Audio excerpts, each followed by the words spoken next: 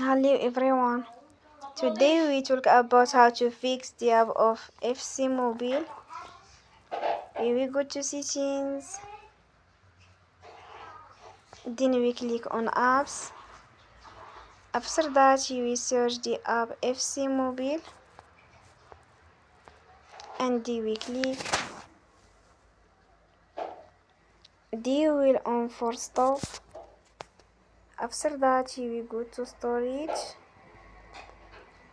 Then we click on clear cache.